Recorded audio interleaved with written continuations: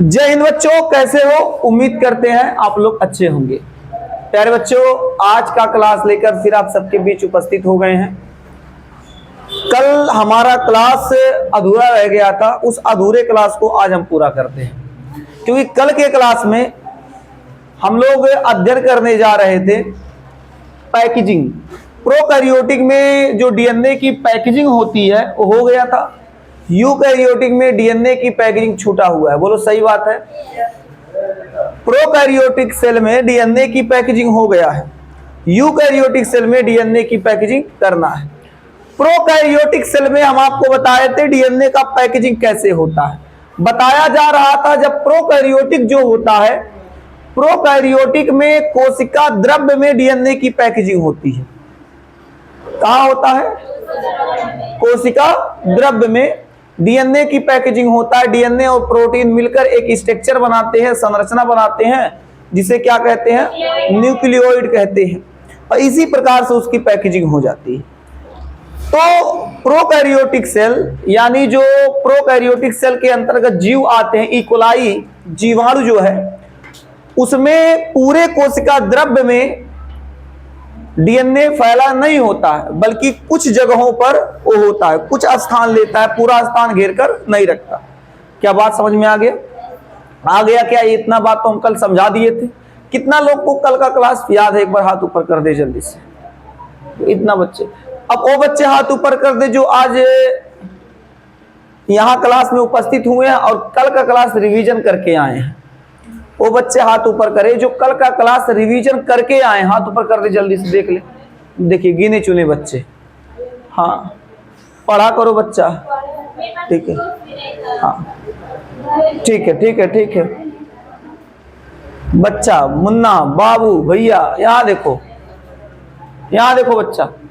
तो आज हम लोग पढ़ेंगे यूकैरियोटिक। कहाँ बच्चा? यूकैरियोटिक। आवाज नहीं करेंगे। यूकैरियोटिक सेल में डीएनए की पैकेजिंग। आराम से बैठ जाइए। डीएनए की पैकेजिंग,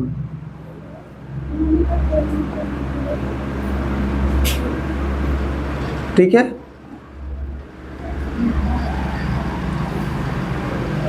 आज हम लोग क्या पढ़ेंगे बच्चा? यूकैरियोटिक सेल में डीएनए की पैकेजिंग। देखिए सबसे पहली बात याद रखिएगा, यूकैरियोटिक जो सेल होता है, जो यूकैरियोटिक सेल होता है, यूकैरियोटिक सेल में डीएनए की पैकेजिंग जो है बच्चा, पैकेजिंग जटिल प्रक्रिया होती है। क्या होती है? जटिल प्रक्रिया होती है। जितना आसानी से प्रोकैरियोटिक में हो गया था, उतना आसानी से इसमें पैकेजिंग नहीं होता है। बात समझ में आ गया बच्चा? ठीक है। तो इसमें क्या होता है? यूकैरियोटिक सेल में डीएनए की जो पैकेजिंग होती है एक जटिल प्रक्रिया होती है। क्या होती है? जटिल प्रक्रिया होती है। बात याद रहेगा बच्चा? आगे बढ़े, ठीक है? आगे बढ़ते हैं, आगे बढ़ते हैं। इतना बात याद रखिएगा, यूकैरियोटिक सेल में डीएनए की पैकेजिंग एक जटिल प्रक्रिया होती है। मतलब एक इतना भी आसान नहीं होता कि ऐसे पैकेजिंग कर दे। प्रोकैरियोटिक में कुछ हद तक तो ठीक होता है, लेकिन यूकैरियोटिक में इतना आसान नहीं होता। अब यहाँ पैकेजिंग के लिए दो चीज चाहिए। पहला चाहिए, अगर आप पैकेजिंग करने जा रहे हैं, आवाज नहीं, अगर आप पैकेजिंग करने जा रहे हैं किसका? डीएनए का, तो पैकेजिंग के लिए भाई साहब जिसका पैकेजिंग करेंगे वो चाहिए। अच्छा, किसका पैकेजिंग करेंगे? डीएनए का। तो हमको तो जरूरी है भाई डीएनए। भाई डीएनए का पैकेजिंग करेंगे तो डीएनए तो चाहिए ही चाहिए। बोलो, डीएनए चाहिए। इसके साथ साथ बच्चा हमको यहां पर प्रोटीन की आवश्यकता पड़ेगी। ठीक है? किसकी आवश्यकता पड़ेगी? प्रोटीन की। तो डीएनए और प्रोटीन, यही दोनों जो होते हैं मिलकर क्या करते हैं, पैकेजिंग करते हैं। जैसा कि हम आपको उसमें बताए थे, किसमें, प्रोकैरियोटिक में। भाई प्रोकैरियोटिक में कोशिका द्रव्य के अंदर डीएनए और प्रोटीन यही तो पैकेजिंग कर रहे थे। उसी प्रकार से यूकैरियोटिक में भी डीएनए की जो पैकेजिंग होगी कौन करता है, डीएनए और प्रोटीन। अब याद रखिएगा, डीएनए पर निगेटिव चार्ज होता है और प्रोटीन पर पॉजिटिव चार्ज। जिससे क्या होता है, जब एक दोनों, एक प्लस एक माइनस, एक पॉजिटिव एक निगेटिव, एक नर एक मादा अट्रैक्ट हो जाएगा। प्लस माइनस जो होगा अट्रैक्ट हो जाएगा, बढ़ जाएगा बढ़िया से, तो अच्छे से पैकेजिंग हो पाता है। दोनों प्लस प्लस होता तो मुश्किल हो जाता, दोनों माइनस माइनस होता तो मुश्किल हो जाता। लेकिन प्लस माइनस होने के कारण ये पैकेजिंग क्या होता है, अच्छे से हो पा रहा है। एक एक बातों को बहुत ही बारीकी से समझिएगा मुन्ना, एक एक बात को बहुत बारीकी से समझिएगा ताकि आपको दिक्कत ना हो, वरना भाई सब दिक्कत रखा हुआ है। समझ में आ रहा है ना। इसलिए जितना आपको हम पढ़ा रहे हैं, जितना आपको हम समझा रहे हैं, हर बात को बहुत बारीकी से समझिएगा, तब आपको समझ में आएगा। अन्यथा भाई सब दिक्कत हो सकता है, अन्यथा दिक्कत हो सकता है। ठीक है, अब पैकेजिंग पे आते हैं। अब पैकेजिंग कैसे होगा, आपको पता है, अरे आपको पता है जो डीएनए होता है उसकी लंबाई कितनी होती है, 2.2 मीटर लंबी होती है।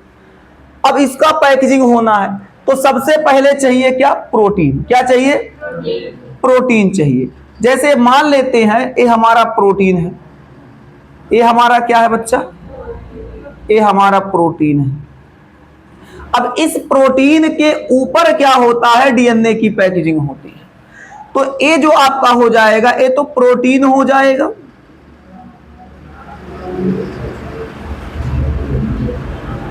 और ये आपका क्या हो जाएगा, डीएनए।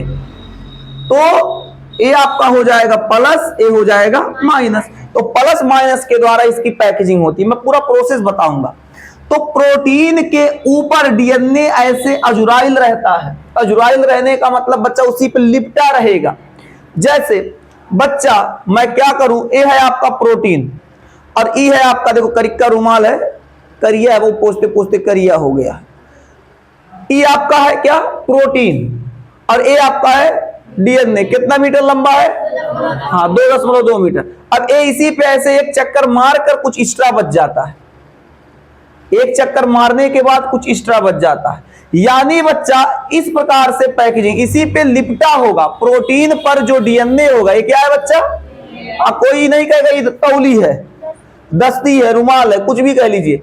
ये बच्चा क्या है, हाँ डीएनए है। और ये क्या है, हाँ मुक्का नहीं, ये प्रोटीन है।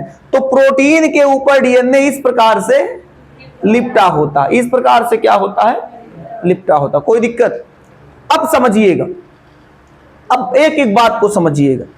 अब जो डीएनए होता है प्रोटीन पर जब लिपटेगा तो क्या होता है, सुनिएगा। डीएनए क्या बच्चा, डीएनए प्रोटीन पर,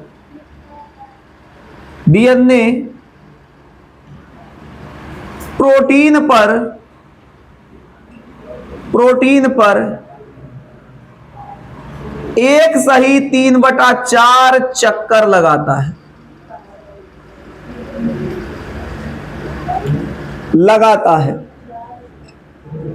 क्या लगाता है, 1 सही 3/4, मतलब एक चक्कर से कहीं ज्यादा, एक चक्कर से कुछ ज्यादा। तो एक प्रोटीन के ऊपर जो डीएनए चक्कर लगा रहा है बच्चा, बन रहा है, इसको बांध रहा है, वो क्या है जी, 1 सही 3/4 चक्कर। मतलब एक चक्कर तो हो गया, कुछ एक्स्ट्रा भी, एक चक्कर से थोड़ा सा ज्यादा। क्या ये बात पता रहेगा, बोलिए बच्चा। अनस, हमारे वहाँ बाइक के डिग्गी में डायरी होगा, उठा लीजिए उसको, निकाल लीजिए, कोई निकाल लेगा, ठीक है, निकाल के ला के रख दीजिए, डायरी होगा। नहीं बच्चा, अरे निकाल जाइए, निकाल लाइए, ठीक है। अब कोई बच्चा वहाँ से आएगा, निकाल लेगा डायरी, उसमें खजाना तो नहीं है लेकिन बहुत कुछ उसमें रखे भी हैं, रखे मतलब बहुत कुछ लिखे, कंटेंट उसमें है। आइए, तो बताया क्या जा रहा है, जो आपका प्रोटीन होता है, प्रोटीन के ऊपर डीएनए जो होता है लिपटा होता है, और किस प्रकार लिपटा होता है, तो बच्चा एक चक्कर से ज्यादा, एक सही 3/4 चक्कर लगाता है, इस प्रकार से एक प्रोटीन पर। क्या बात समझ में आ रहा है? किसी को ऐसा जो जिसको लग रहा हो कि बहुत कठिन है या नहीं समझ में आ रहा है या फिर दिक्कत हो रहा है या कोई परेशानी हो रहा है तो बता दो, फिर उसका भी उपचार करें, समाधान करें। ऐसा कुछ लग रहा है कठिन, किसी को टफ लग रहा है क्या? देखिए 15 अगस्त आ रहा है, कुछ लोग, हाँ कुछ लोग की देशभक्ति अब जगेगी।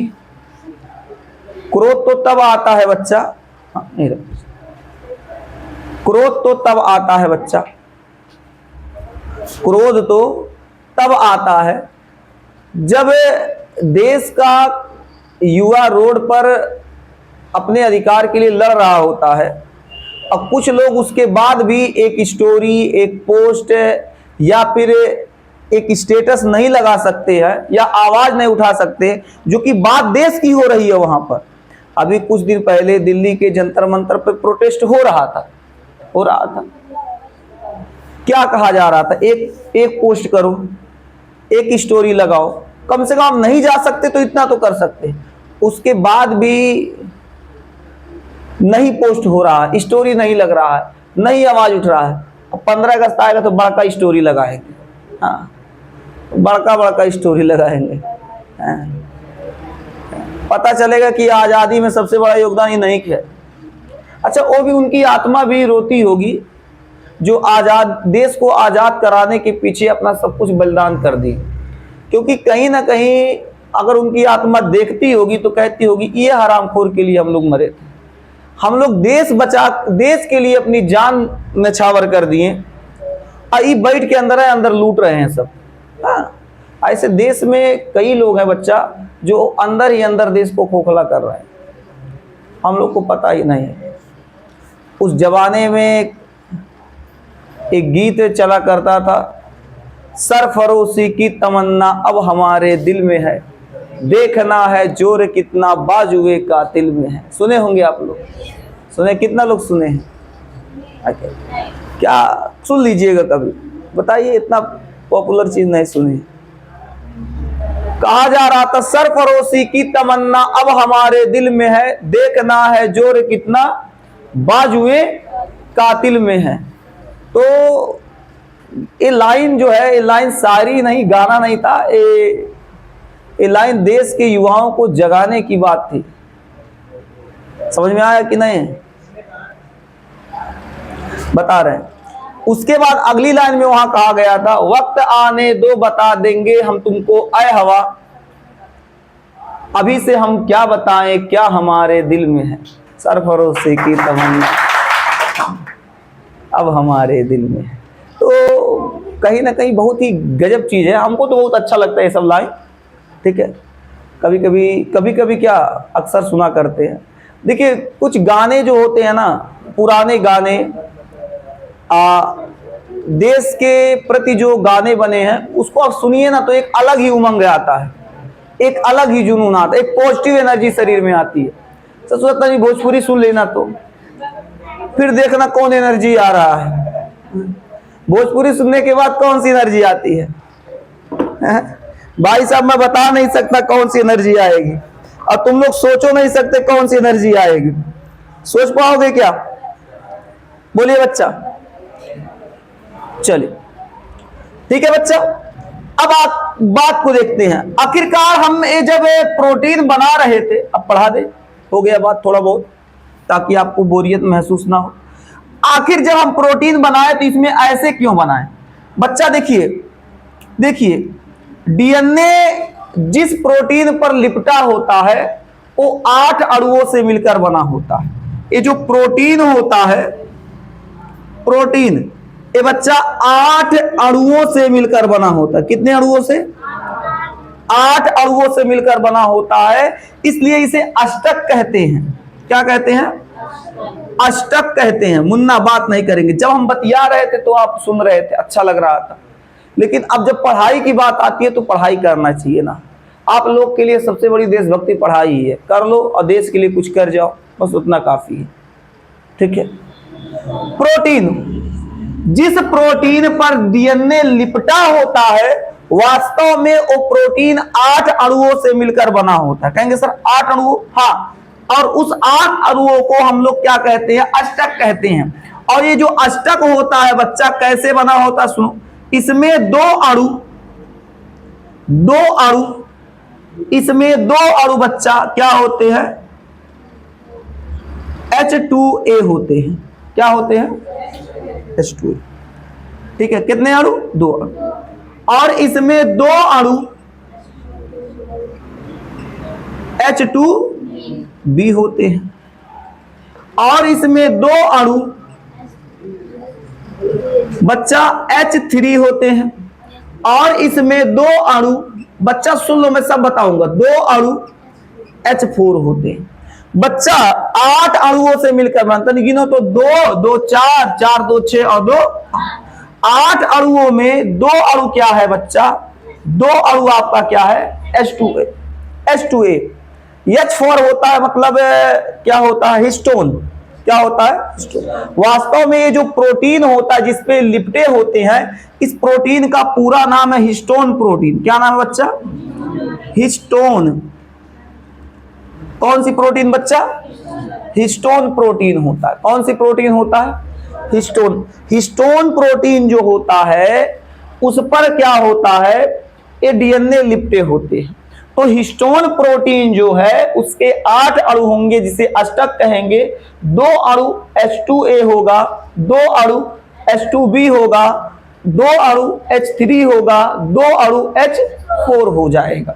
तो कितने अणु हो जाएंगे? 8 अणु हो जाएंगे। बोलो कितना लोग को इतना बात समझ में आ गया? अब कहेंगे सर ए क्या है? तो ए बच्चा इसी प्रोटीन का प्रकार है। इसी प्रोटीन का क्या है? प्रकार। अलग अलग उसको 2 अणुओं को अलग अलग नाम दिया गया है, तो इसके क्या हो जाएंगे? प्रकार हो जाएंगे। तो जो 8 अणु से मिलकर बना है, चलो बनाओ स्ट्रक्चर। तो कैसे बनेगा बच्चा? 4 तो आगे बनेगा, बोलो बच्चा, 4 तो आगे, और 4 तो नहीं दिख रहा, कहां से देखो, 1 2 3 4, 1 2 3 4 5 6 7 8। कुछ 8 टाइप का दिखा कि नहीं? कुछ 8 टाइप का दिखा। तो कितने अणु से मिलके बने होते हैं? 8 से मिलके बने होते हैं। और 8 से मिलकर बने होने के कारण इसे क्या कहते हैं? अष्टक कहते हैं। क्या कहते हैं बच्चा? अष्टक कहते हैं। बात क्लियर हो गया? बोलो बच्चा, बात क्लियर हो गया? अब गजब की बात यह है, ये जो प्रोटीन होता है, ये जो प्रोटीन होता है, इस प्रोटीन में बच्चा कुछ पदार्थों की मात्रा, प्रचुर मात्रा होती है, भरपूर मात्रा होती है। जैसे इन प्रोटीनों में पाया जाता है न्यूक्लिक एसिड। न्यूक्लिक एसिड कहो चाहे अम्ल कहो, न्यूक्लिक अम्ल पाया जाता है। इन्हीं प्रोटीन में बच्चा लाइसिन पाया जाता है। लाइसिन पाया जाता है। ठीक है। इन्हीं प्रोटीन में आर्जिनिन पाया जाता है। आर्जिनिन होता है। ठीक है, आर्जिनिन। ठीक है बच्चा, जो भी होता है आप याद रखिएगा। तो कहेंगे सर ये क्या है? तो जो प्रोटीन की हम बात कर रहे हैं, इन प्रोटीनों में भरपूर मात्रा में न्यूक्लिक एसिड होगा, लाइसिन होगा, आर्जिनिन होगा। क्या होगा? आर्जिनिन होगा। तो आपको क्या इतना बात समझ में आ गया? और इसी प्रोटीन के ऊपर अभी यही बताए थे, डीएनए क्या होता है? लिपटा होता है। इसी प्रोटीन के ऊपर क्या होता है? लिपटा होता है। आप समझना चाहे तो आप समझ सकते हैं, जब पतंग उड़ाते समय जिस चरखे का प्रयोग करते हैं, जो ने मझवा लपेटा रहता, धगवा, तो जो उसको मान लीजिए आप प्रोटीन क्या मान लेंगे, और जो धागा उसको क्या मान लेंगे? डीएनए। धागे को क्या मान लेंगे? डीएनए। तो उसी प्रकार ये जो प्रोटीन होता है, ये क्या बच्चा? प्रोटीन होता है, जिसे हम लोग आप क्या कह सकते हैं? प्लस चार्ज कह सकते हैं। उस पर बच्चा क्या पाया जाता है? डीएनए माइनस चार्ज पाया जाता है, उस पर लिपटा होता है। और मैं आपके जानकारी के लिए बता दूं, आपके शरीर में नियर अबाउट 100 ट्रिलियन, मिलियन नहीं ट्रिलियन, 100 ट्रिलियन सेल्स यानी कोशिकाएं पाई जाती हैं। सभी कोशिकाओं के केंद्रक से अगर हम डीएनए निकाल लें और निकाल के धागा बांध ले, तो मैं कहता हूं बच्चा पृथ्वी तो आराम से गठिया देंगे हम लोग। मतलब गठियाने का मतलब कुछ लोग नहीं समझ रहे होंगे, पृथ्वी का एक चक्कर लगा के एक बार ऐसे बांध के गांठ मार देंगे। हाँ सब बचू जाएगा, कोई बात कुछ हम बचू जाएगा, रसरी बन जाएगा पूरा, डीएनए का रसरी पूरा पृथ्वी के एक चक्कर लगा सकता है। एक व्यक्ति के शरीर की बात हम कर रहे हैं, एक व्यक्ति के शरीर की बात कर रहे हैं, समझ में आया कि नहीं। डीएनए निकाल के हम अगर उसका धागा बनाए, जोड़ जोड़ के हम धागा बनाए, तो बच्चा मान लीजिए कि जो आपकी पृथ्वी है उस पृथ्वी का एक चक्कर लग जाएगा, एक बार चकरा के गांठ मार देंगे। बोलो कोई दिक्कत? कितना लोग को इतना बात समझ में आ गया? आ गया? नोट कीजिए, फिर कुछ और बात बताते हैं। समझ में आ रहा है क्या? एक जटिल प्रक्रिया है, लेकिन हम आपको जटिल महसूस नहीं होने देंगे, हम आपको सिखा देंगे, हमारे ऊपर इतना भरोसा रखिएगा। नोट कीजिए,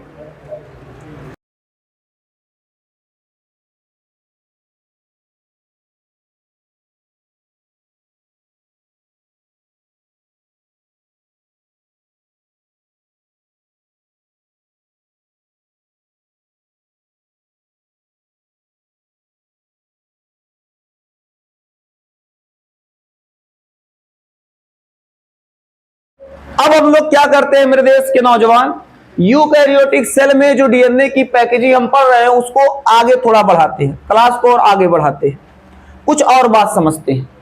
आप सभी को पता है अगर प्रोकैरियोटिक होगा तो डीएनए कहां पाया जाएगा? कोशिका द्रव्य में। लेकिन गजब की बात यह है बच्चा, यूकैरियोटिक सेल में जो बच्चा डीएनए होता है एक कोशिका द्रव्य में नहीं पाया जाता, कोशिका द्रव्य में नहीं पाया जाता। तब कहेंगे मास्टर कहां पाया जाता? कहां पाया जाता है? नहीं पाया जाता। तो बताओ कहां पाया जाएगा? केंद्रक में पाया जाएगा। बहुत अच्छे, कौन जवाब दिया? हाथ ऊपर कर, हाथ ऊपर कर। जवाब कौन दिया? केंद्रक। बहुत अच्छा, तो ये सब पढ़ के आते हैं, अच्छे बच्चे हैं। अच्छे बच्चे कैसे? नहीं हाथ बांध के ना बैठे हैं, तो अच्छे बच्चे कैसे हाथ बांध के बैठे? नहीं बच्चा, जो पढ़ के आए हैं। एक हम 15 अगस्त में एक बात हमको याद है, पिछले सेशन 15 अगस्त तक तो एक छोटी सी बच्ची नारा लगा रही थी, छोटी सी बच्ची 15 अगस्त में नारा लगा रही थी। होता नहीं है कि जब स्कूल की रैली निकलती है तो नारा लगता है, ठीक है। जो देश के सपूत होते हैं, जो देश के वीर होते हैं, सम्मान से उनके प्रति हम लोग नारा लगाते हैं, नहीं ना। तो 15 अगस्त में रैली निकला था, तो रैली में देख रहे थे कि एक बच्ची रैली में, छोटी सी, बहुत ज़्यादा 2 या 3 में पढ़ रही थी, 2 या 3 क्लास 4 क्लास में होगी, उससे ऊपर नहीं होगी। तो जा रही थी रैली में, तो वो भी नारा लगा। उसका नारा बड़ा यूनिक था। उसका नारा था कि आधी रोटी खाएंगे फिर भी स्कूल जाएंगे। हम कही सबसे बढ़िया नारा है आज के दौर में, सबसे बढ़िया नारा। भाई साहब, बच्चियों को आज से कुछ साल पहले पढ़ने का अधिकार नहीं दिया गया, आज दिया गया। तो जब दिया गया तो नारा सही बैठाया गया है, आधी रोटी खाएंगे फिर भी स्कूल जाएंगे। रोटी पूरा ना मिले चलेगा, लेकिन स्कूल जाना पड़ेगा भाई, स्कूल जाना है। आइए देखते हैं, यूकैरियोटिक सेल में डीएनए कोशिका द्रव्य में नहीं पाया जाता। कहां पाया जाता है बच्चा? केंद्रक में पाया जाता है। कहां पाया जाता है? केंद्रक में पाया जाता है। बोलो सही बात है, कोई दिक्कत? जिनको नहीं पता वो जान ले, हालांकि हम इसका चर्चा कर भी चुके होंगे, पिछले क्लास में चर्चा किए थे, बताए भी होंगे। बोलो यहां तक कोई दिक्कत नहीं। अभी हमने कहा जो अष्टक होता है, अष्टक मतलब समझ रहे हैं? अष्टक मतलब 8 प्रोटीन से बना हुआ जो संरचना, ठीक है। हाँ हाँ, हिस्टोन प्रोटीन बच्चा। इस पर क्या होता है बच्चा? डीएनए लिपटा होता है। क्या होता है? डीएनए लिपटा होगा। ये आपका बच्चा हो जाएगा प्रोटीन। क्या होगा बच्चा? प्रोटीन। और ये क्या हो जाएगा बच्चा? डीएनए। क्या हो जाएगा? डीएनए। अगर हम लोग क्या करते हैं, प्रोटीन और डीएनए, यानी जब प्रोटीन पर डीएनए ऐसे लिपटा होगा तो ये पूरी जो संरचना बनके तैयार हुई है, ये जो पूरी संरचना बनके तैयार हुई है, इस पूरी संरचना को न्यूक्लियोसोम कहते हैं। क्या कहते हैं? न्यूक्लियोसोम कहते हैं। क्या कहते हैं? न्यूक्लियोसोम कहेंगे। क्या कहेंगे बच्चा? न्यूक्लियोसोम। न्यूक्लियोसोम। ठीक है, क्या कहेंगे? न्यूक्लियोसोम कहेंगे। आप याद कीजिए, जब हम आपको प्रोकैरियोटिक पढ़ा रहे थे तो प्रोकैरियोटिक में डीएनए और प्रोटीन मिलकर जो संरचना बना रहे थे कोशिका द्रव्य में, उसे हमने न्यूक्लियोइड कहा था। क्या कहा था? तो यहां पर जो डीएनए और प्रोटीन मिलकर जो संरचना बनाएंगे, उस संरचना को बच्चा हम लोग क्या कहेंगे? न्यूक्लियोसोम कहेंगे। क्या कहेंगे बच्चा? न्यूक्लियोसोम कहेंगे। अब गजब की बात क्या है, एक न्यूक्लियोसोम, अच्छा कितना न्यूक्लियोसोम है? एक टेट बना है ना, तो एक न्यूक्लियोसोम में हम ऐसे लिख दें, NS लिख दें, समझ जाएंगे। एक न्यूक्लियोसोम में बच्चा, एक न्यूक्लियोसोम में 200 बेस पेयर होते हैं। बेस पेयर मतलब क्षार युग्म। क्या बच्चा? क्षार युग्म। ठीक है, क्या होते हैं? क्षार युग्म। ठीक है, कितना? 200 बेस पेयर होते हैं। एक न्यूक्लियोसोम में 200 बेस पेयर होते हैं। ठीक है, क्षार युग्म होते हैं। बोलो कोई दिक्कत किसी बच्चे को? अब अगर हम लोग इसी प्रकार से कई न्यूक्लियोसोम जोड़ दें, न्यूक्लियोसोम समझ गए? यही पूरी संरचना क्या है? न्यूक्लियोसोम। अगर हम लोग एक साथ कई न्यूक्लियोसोम जोड़ दें, चलो जोड़े। बच्चा सुनिएगा, सुनेंगे तो समझ में आएगा, अन्यथा नहीं आएगा। ठीक है बच्चा, सुनेंगे तो समझ में आएगा, अन्यथा नहीं आएगा। आप सुनते रहिए बस। ठीक है बच्चा, हम जोड़ रहे हैं, बात सुनिएगा। लो भैया, अरे ससुर गड़बड़ा गया। अरे ठीक है, हो जाता है। हमको डीएनए जोड़ना है ना बच्चा। मान लो, ठीक है, ऐसे कुछ जुड़ा हुआ है। ठीक है, वास्तव में ये दूर दूर नहीं होता। वास्तव में ये दूर दूर नहीं होता। एक न्यूक्लियोसोम दूसरे न्यूक्लियोसोम से चिपका होता, सटा होता। और सटाते हैं, एक मिनट, इसको सटा के बना दे ताकि आपको और बेहतर समझ में आ जाए। सुनिए, ये बच्चा एक न्यूक्लियोसोम है। ये आपका क्या हो जाएगा बच्चा? ये आपका दूसरा न्यूक्लियोसोम। ठीक है, अब इस पर डीएनए पाया जाएगा तो इस पर भी पाया जाएगा। तो एक न्यूक्लियोसोम और दूसरा न्यूक्लियोसोम, ये क्या है बच्चा? यहां देखिए, घेर देते हैं। ये एक न्यूक्लियोसोम है, ये दूसरा न्यूक्लियोसोम। हम आपको केवल समझाने के लिए कह रहे हैं। एक न्यूक्लियोसोम बच्चा इधर है, एक न्यूक्लियोसोम इधर है। तो एक न्यूक्लियोसोम और दूसरा न्यूक्लियोसोम जिस स्थान पर जुड़ेगा, जहां जुड़ेगा उस स्थान, देखो यही मान लो जुड़ा है, तो यहां पर H1 प्रोटीन पाया जाएगा। क्या पाया जाएगा? H1। तो हम इसको मिटा के हम नीचे 2 पॉइंट लिख दे तो आप समझ जाइएगा। पॉइंट क्या है बच्चा? पॉइंट क्या है? जिस स्थान पर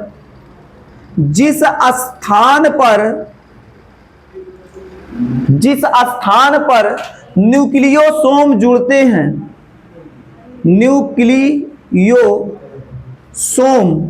जिस स्थान पर न्यूक्लियोसोम जुड़ते हैं या जुड़े होते हैं जिस स्थान पर न्यूक्लियोसोम जुड़े होते हैं, ठीक है, वहां कौन सी प्रोटीन पाई जाती है? H1 protein. क्या पाई जाती है बच्चा? H1 प्रोटीन पाई जाती है। बोलो कोई दिक्कत है? कौन सी प्रोटीन पाई जाएगी? H1 प्रोटीन पाई जाएगी। अब बात को थोड़ा सा सुनिएगा तो आपको समझ में आएगा। अगर हम लोग ऐसे कई न्यूक्लियोसोम जोड़ दे, ऐसे हम लोग देखो, ये हमारा एक न्यूक्लियोसोम मान लो, इसको क्या करना, मानने में क्या जा रहा है, ये हमारा एक न्यूक्लियोसोम है, ठीक है, ठीक है, मान लो ऐसे एक हमारा एक न्यूक्लियोसोम, ये हमारा दूसरा न्यूक्लियोसोम, ये तीसरा न्यूक्लियोसोम जो ऐसे बनाए थे, एक चौथा न्यूक्लियोसोम, एक पांचवा न्यूक्लियोसोम, ऐसे न्यूक्लियोसोम जुड़ेगा तो एक माला बन जाएगा। अरे मोती देखे हो? मोती, मोतियों का माला देखे हो कि नहीं? मोतियों का माला देखे होंगे। तो जब आप गले में जो मोतियों का माला पहनते हैं, उन मोतियों के माले को जब आप देखेंगे तो देखने पे आपको क्या पता चलेगा? एक के बाद दूसरा मोती, दूसरे के बाद तीसरा मोती, तीसरे के बाद चौथा, चौथे के बाद पांचवा, इसी प्रकार से सब मोती एक दूसरे से क्या होते हैं? जुड़े होते हैं। क्या होते हैं बच्चा? जुड़े होते हैं। अगर ऐसे सभी मोतियों को जोड़ दें, अब हम मोती बोलेंगे तो आप क्या समझेंगे बच्चा? न्यूक्लियोसोम। अगर हम सभी मोतियों अर्थात न्यूक्लियोसोम को जोड़ दें तो एक नया संरचना बन के तैयार होगा, एक माला बन के तैयार होगा, एक संरचना बन के तैयार होगा, जिसे क्रोमैटिन कहेंगे। क्या कहेंगे? क्रोमैटिन। क्या कहेंगे बच्चा? क्रोमैटिन कहेंगे। यानी हमको एक चीज क्या मिल गया? क्या पता चल गया?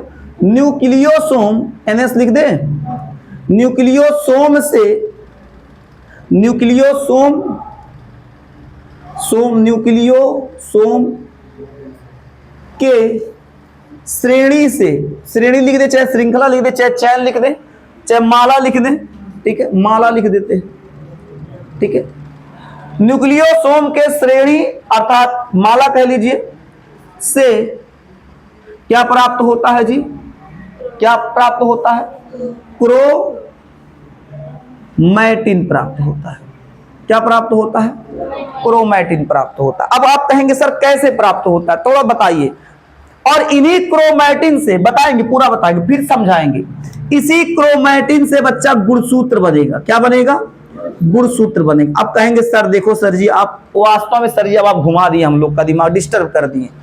अभी आप कहें जब डीएनए और प्रोटीन मिला तो न्यूक्लियोसोम बनेगा, हम कहें हाँ। फिर आप कहें न्यूक्लियोसोम का माला मिला देंगे, मिला देंगे तो क्या बनेगा बच्चा?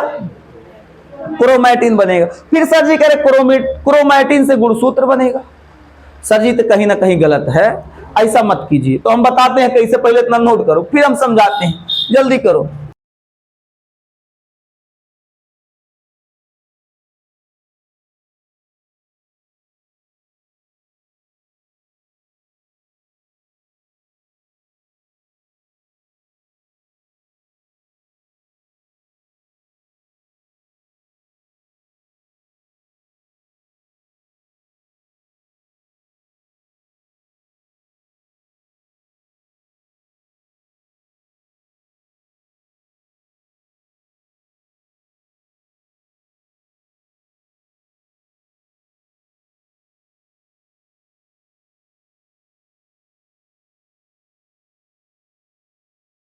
अब मेरे देश के नौजवान, हम लोग जो अभी माला हम लोग पढ़ा रहे थे, माला पे बात कर रहे थे, जो क्रोमैटिन पे बात कर रहे थे, आइए उसी पे फिर से चर्चा करते हैं, क्योंकि आपको बात स्पष्ट नहीं हो पाया जहां तक मुझे लगता है। एक बात बताइए हमको, अगर हमारे पास डीएनए हो और हमारे पास प्रोटीन हो, बस आप बताते रहिएगा, हमारे पास डीएनए हो, हमारे पास प्रोटीन हो, तो ये दोनों जब मिला देंगे तो क्या प्राप्त होगा? न्यूक्लियोसोम। न्यूक्लियोसोम प्राप्त होगा, न्यूक्लियोसोम। आवाज नहीं करेंगे, बताते रहिएगा। इस न्यूक्लियोसोम को हम माला कह दिए। क्या कह दिए? या आप अपने समझने के लिए इसे धागा कह दीजिए, मोटा सा धागा, धागा भी कह सकते हैं, ठीक है। अब जो भी समझना चाहे समझ लीजिए। डीएनए है, प्रोटीन है, ये जब मिलेगा तो क्या बनेगा? न्यूक्लियोसोम बनेगा। क्या बनेगा? न्यूक्लियोसोम। और एक से अधिक जब न्यूक्लियोसोम जुड़ेगा तब क्या बनेगा बच्चा? क्या बनेगा? क्रोमैटिन। क्या बनेगा? क्रोमैटिन। क्रोमैटिन। या ऐसे आप समझ सकते हैं, जब न्यूक्लियोसोम का संघनन होगा, जब बच्चा न्यूक्लियोसोम का संघनन होगा, ऐसे समझ लो, जब न्यूक्लियोसोम का संघनन होगा तो क्रोमैटिन बनेगा। कहेंगे मास्टर अब संघनन कौन चीज होता है? संघनन मतलब आप सिकुड़ना समझ सकते हैं। क्या समझ सकते हैं? मतलब जब डीएनए और प्रोटीन दोनों मिला, डीएनए और प्रोटीन दोनों मिला, तो डीएनए और प्रोटीन के मिलने से क्या बना? न्यूक्लियोसोम। और जब न्यूक्लियोसोम ढेर कुल होंगे तो और वो सिकुड़ जाएंगे, ऐसे मिलके क्या करेंगे? सिकुड़ जाएंगे, संघनन होगा, तो क्या प्राप्त होगा? क्रोमैटिन प्राप्त होगा। और क्रोमैटिन का जब संघनन होगा, मतलब और ज्यादा क्रोमैटिन, पहले ही सिकुड़ा तो क्रोमैटिन बना, अब क्रोमैटिनवा कुल सिकुड़ गया, इनका संघनन हो गया तो बनेगा बच्चा गुणसूत्र। क्या बनेगा बच्चा? गुणसूत्र। समझ में आया? समझ में आ गया बच्चा? बोल बच्चा, क्या समझ में आ गया? तो क्या हम आपको बताएं? हम आपको यही बताएं बच्चा, जब डीएनए और प्रोटीन दोनों मिलेगा तो न्यूक्लियोसोम बनेगा। जब इसका संघनन होगा बच्चा, सिकुड़ेंगे तो क्रोमैटिन बनेगा। ये और ज्यादा सिकुड़ेंगे, इनका और संघनन होगा तो क्या बनेगा बच्चा? गुणसूत्र। वास्तव में ये जो बच्चा क्रोमैटिन है, वास्तव में जो क्रोमैटिन है, पैकेजिंग के लिए जिम्मेदार यही है। अगर इसी को हटा दीजिए तो भाई साहब पैकेजिंग नहीं होगा, डीएनए केंद्रक के अंदर जाके अजुरा के उलझ जाएगा और टूट जाएगा, और अगर टूट गया तो मामला गड़बड़ हो जाएगा, तो अजुरा जाएगा और वो व्यवस्थित नहीं होगा। यानी व्यवस्थित करने का काम, पैकेजिंग की जिम्मेदारी कौन उठाता है? क्रोमैटिन। और क्रोमैटिन बच्चा क्या होता है? दो टाइप्स के होते हैं। कितने टाइप्स के? एक होता है यूक्रोमैटिन, समझ लीजिए ऐसे, एक होता है यूक्रोमैटिन। एक क्या होगा बच्चा? यूक्रोमैटिन। एक हो जाएगा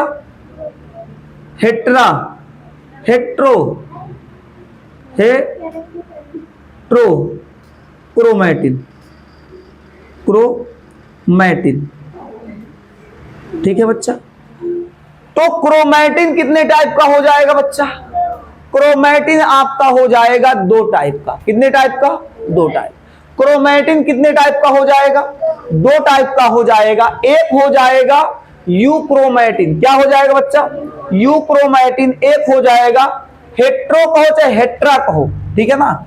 क्या कह दे? हेट्रा कह देते, HET, ठीक है, हेट्रा कहते,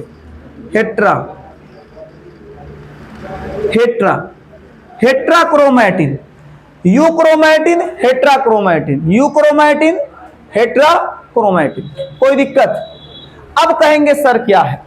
देखिए, अगर हम क्रोमैटिन को मानते हैं वही जो मोतियों का धागा या माला जो भी कह दे, जब उनके बीच गैप होगा, क्या होगा? जब उनके बीच क्या होगा? गैप होगा। मोतियों का जो आप माला बनाए थे, जिसे आप क्रोमैटिन नाम दिए थे, जब उनके बीच क्या होगा? गैप होगा। मतलब एक माला के और दूसरे माला के बीच में थोड़ा सा गैप होगा। या अगर इसको धागा मान रहे तो धागों के बीच में थोड़ा गैप होगा, माला मान रहे तो माला के बीच में थोड़ा गैप होगा। या ऐसे कहते धागा ढीला हो या माला ढीला हो, जिसको आप कह सकते लूज हो। अगर माला लूज है, अगर ये माला लूज है या धागा ढीला है, इसका मतलब समझ रहे हैं ना कि लूज हो, बहुत टाइट ना हो। तो अगर लूज है तो कोशिका के केंद्रक के अंदर जो भी चीजें चल रही हैं उसकी जानकारी कोशिकाओं को मिलता रहेगा, और जब कोशिकाओं को जानकारी मिलेगा तो कोशिका क्या करेगा? प्रोटीन निर्माण करेगा। बात समझिएगा। हमने क्या बताया? हमने बताया जब धागा लिख दे बच्चा कि माला लिख दे? माला। जब माला, आप समझने के लिए जो भी कह दे, जब माला ढीला होगा, ठीक है, जब माला ढीला होगा, जब माला क्या होगा? ढीला होगा,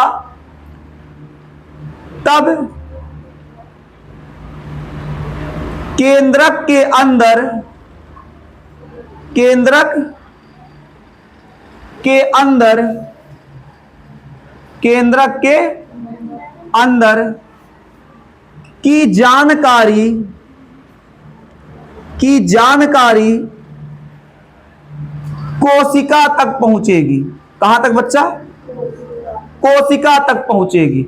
और कोशिका क्या करेगा बच्चा? प्रोटीन निर्माण करेगा। क्या करेगा? प्रोटीन निर्माण करेगा। कहेंगे ठीक मास्टर। और जब धागा बच्चा टाइट होगा, जब धागा टाइट होगा तो उस समय क्या होगा? केंद्रक के अंदर, केंद्रक के अंदर की जानकारी,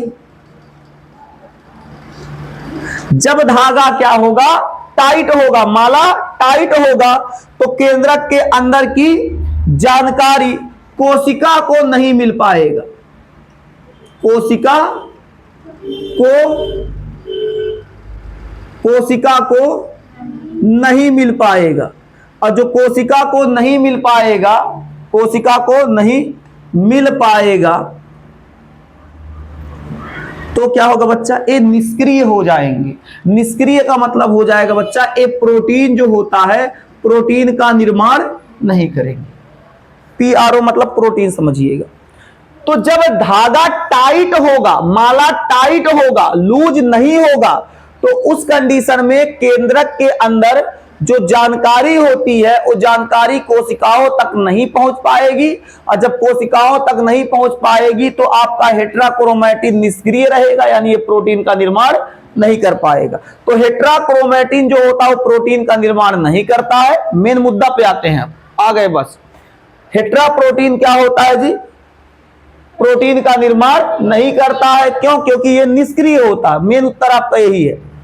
और यूक्रोमैटिन जो होता है ये प्रोटीन का निर्माण करता है, ये प्रोटीन का निर्माण करता है। क्यों करता है? क्योंकि केंद्रक की जानकारी कोशिकाओं को प्राप्त होती है। क्या ऐसे अपने शब्दों में इसको लिख पाएंगे? बोलो, लिख पाएंगे बच्चा? जल्दी से बता दीजिए कितना बच्चे यहां तक कर लेंगे एक बार? बहुत अच्छे, कर लेंगे बच्चा? बोलो, हो जाएगा? आगे बढ़ जाए। यहां तक बच्चा आप नोट कर लीजिए। फिर हम आपको एक छोटा सा टॉपिक और बचा है, ये 2 मिनट का, उसको बता देते हैं, खत्म हो जाएगा। 2 मिनट मात्र लगेगा। NHC प्रोटीन कहेंगे मास्टर ये क्या है? इसका पूरा नाम होता है बच्चा non histone histone chromosomal protein.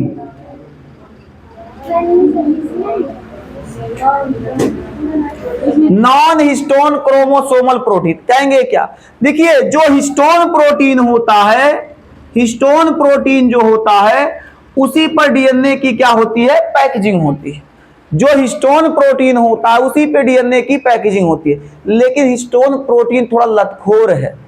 यानी लतखोर का मतलब क्या है बच्चा? ये पूरा कमा करवे नहीं करता है, ये अधूरा करके छोड़ देगा, कह ले भाई हमारी ड्यूटी पूरा हो गई, अब हम जा रहे घरे। अब हिस्टोन प्रोटीन कौन सा बच्चा? ये देखो क्या है, हिस्टोन प्रोटीन। इसको अपना काम पूरा करना चाहिए था, इस ससुरा कमवा अधूरा छोड़ दिया, पैकेजिंग करवे नहीं किया। कह दे भाई हमारा ड्यूटी पूरा हो गया, हम 8 घंटा ड्यूटी करने आए थे, हमारा ड्यूटी पूरा हो गया, अब भाई डीएनए की पैकेजिंग जितना होना तो हो गया, भाई हम नहीं सवाल। अब देखो पूरा पैकेजिंग की जिम्मेदारी हिस्टोन प्रोटीन की थी। इसने प्रोटीन जो हिस्टोन प्रोटीन था ये पैकेजिंग अधूरा कर दिया, पूरा नहीं किया, तो बचा हुआ जो काम होता है एनएचसी प्रोटीन करता है। कौन करता है? Non histone chromosomal protein. यानी बच्चा ये क्या है? जो हिस्टोन है, हिस्टोन प्रोटीन, हिस्टोन प्रोटीन का बचा काम, बचा कार्य कौन पूरा करता है जी? बचा कार्य एनएचसी प्रोटीन जो होता है NaHC प्रोटीन जो होता है ये कंप्लीट करता है। कौन करता है जी? NaHC protein. जो हिस्टोन प्रोटीन का बचा कार्य होता है, जो कार्य छोड़ दिया है, नहीं किया, वो बचा हुआ कार्य एक अलग प्रोटीन करता है, एक अन्य प्रोटीन करता है, एक दूसरा प्रोटीन करता है, जिस प्रोटीन को NHC प्रोटीन कहते हैं। बोलो कोई डाउट? समझ में आ गया? यहां तक डीएनए की पैकेजिंग खत्म होता है। हम लोग कल पढ़ेंगे अनुवांशिक पदार्थ। क्या पढ़ेंगे? अनुवांशिक पदार्थ की खोज। भाई साहब हम कल से बनेंगे हम लोग साइंटिस्ट और करेंगे प्रयोग। ठीक है, कल का कल देखते हैं। आज का क्लास कैसा लगा कमेंट में अपना राय जरूर दीजिएगा। अपने मित्रों के पास क्लास को शेयर जरूर कर दीजिए। और बच्चा नोट्स जो है हम आपको बताया करते थे हर वीडियो में कि जो नोट्स है वो क्या कहते हैं, व्हाट्सएप जो चैनल है उस पर पड़ जाएगा, मतलब मिल जाएगा। किसी कारण बस उस पर जा नहीं रहा है नोट्स। तो एक काम करते, जो ऑनलाइन वाले बच्चे हैं उनके लिए हम कोई दूसरा ऑप्शन निकालते हैं नोट्स का। अब दूसरा ऑप्शन क्या है बचा? क्या है? टेलीग्राम बचा हुआ है। एक चैनल बनाते हैं टेलीग्राम पे, उसी पे आपको नोट्स प्रोवाइड करते रहेंगे। या कोई दूसरा ऑप्शन मिलता है तो उससे भी देख लेते हैं, कोई दिक्कत नहीं है ना। एक आध दिन इंतजार कर लो भाई। सब पीडीएफ पड़ा हुआ मिल जाएगा, चकाचक पीडीएफ। जैसे इनका वैसे आप फोटो कॉपी भी करा लेंगे, 1% नहीं फटेगा। सेम पूरा पीडीएफ है। ठीक है, हाँ आज के लिए बस इतना ही। फिर मिलते हैं अगले क्लास में, तब तक के लिए जय हिंद।